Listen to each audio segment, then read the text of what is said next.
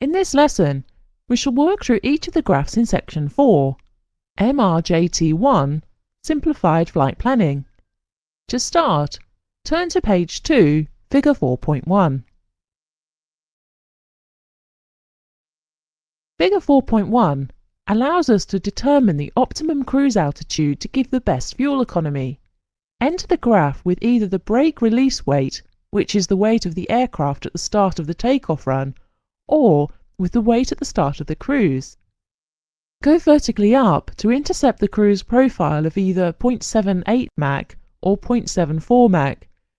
From the intersection, go left to read off the optimum altitude at the left of the graph. If it is not possible to cruise at the optimum altitude found in figure 4.1, then a penalty is incurred in terms of fuel consumption and range. For example, if the aircraft were cleared to fly at 4,000 feet below its optimum altitude, the fuel consumption in any cruise mode would increase by 4% and the range decrease by 4%.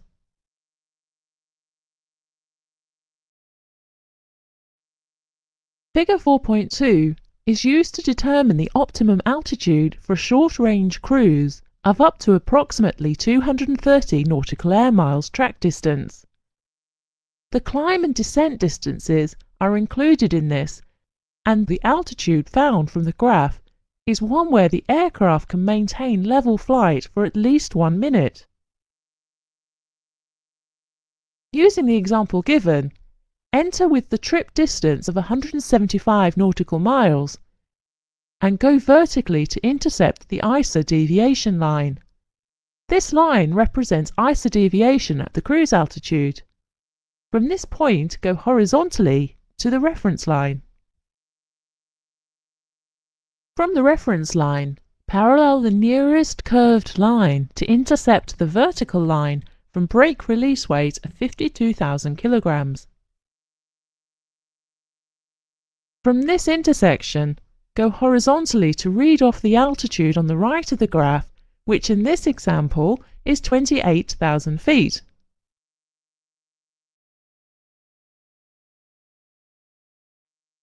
Figure 4.3.1a is used to determine the fuel required and time taken for a trip distance of between 100 and 600 nautical ground miles in long-range cruise mode. The following 2 pages have graphs for distances of 200 to 1200 nautical ground miles and 1000 to 3000 nautical ground miles. These graphs are identical in their operation, so we shall use figure 4.3.1a as the example. It is worth noting that this and the subsequent graphs in this section are entered using ground miles. This is because the wind component is an integral part of the graph. The example shown on page 5 uses the following figures. Trip distance 350 nautical ground miles. Cruise altitude 29,000 feet. Estimated landing weight 30,000 kilograms.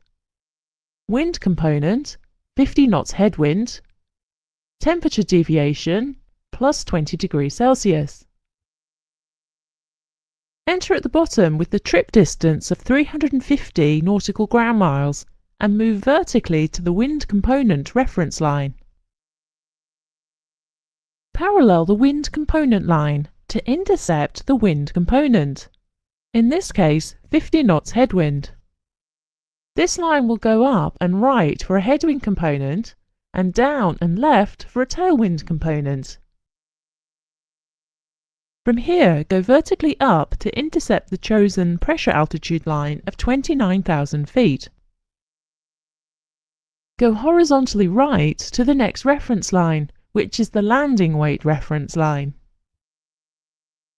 From this reference line is a series of solid and dotted lines.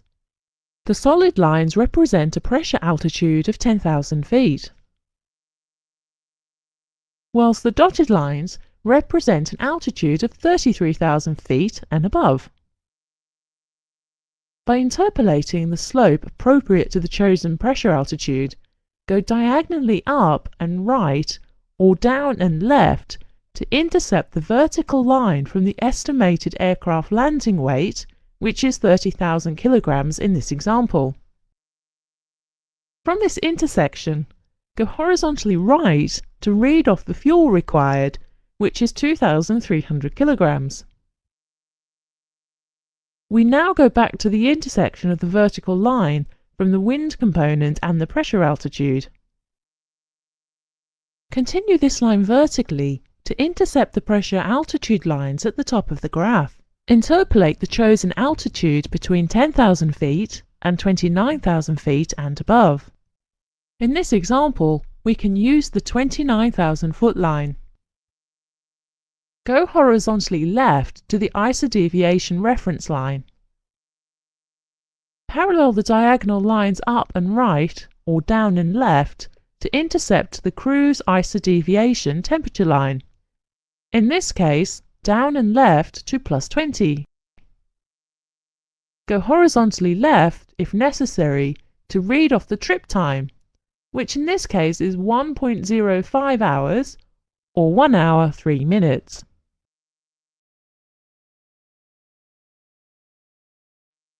The graphs for all of the other cruise profiles, shown on pages 8 to 14, are used in the same way as has been demonstrated for the long-range cruise. If a head or tailwind component is too large to be entered in the graph, convert the nautical ground miles to nautical air miles and ignore the wind component correction. In other words, go directly from an input of air distance to the pressure altitude. As aircraft weight decreases, the optimum altitude increases. This greatly increases fuel economy. The standard method of increasing altitude as weight decreases is to use a step climb procedure.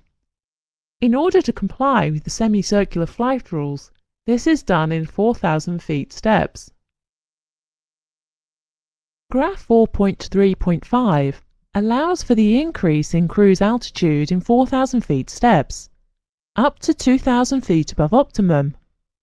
The graph is used in the same way as the cruise graphs already mentioned, except that brake release weight is used in place of cruise pressure altitude. When you are ready to continue, turn to page 16, figure 4.3.6.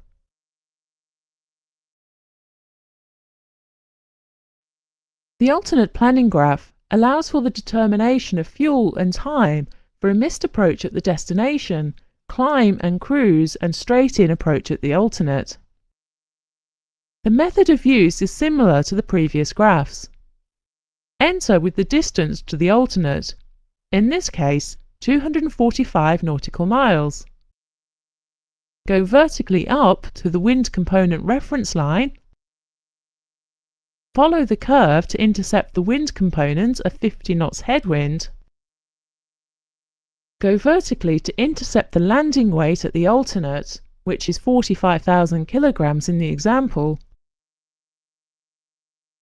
Then horizontally to read off the fuel required, which is 1,890 kilograms. Go back to the intersection with the landing weight, and from there go vertically to the all landing weights line. Go horizontally left to read off the time to alternate, which gives us 0.79 hours, or approximately 47 minutes.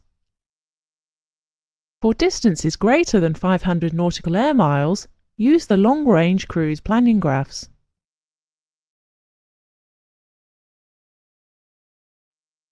Figure 4.4 is used to determine the fuel required for holding at various aircraft weights and altitudes. The pressure altitude for the hold is shown in the left-hand column, and the aircraft weight is shown in bold type in thousands of kilograms along the top of the table. Enter with the aircraft weight and pressure altitude, interpolating as necessary, and read off the fuel flow in kilograms per hour where they intersect. If you are required to calculate the final reserve fuel, remember the figures are in kilograms per hour, so halve the figure to give the correct fuel consumption for 30 minutes. If the hold is in straight and level flight, reduce the fuel flow by 5%. Whilst the method of use of the simplified flight planning graphs is straightforward, great care is required with interpolation. Use a protractor or ruler to help draw lines accurately on the graphs.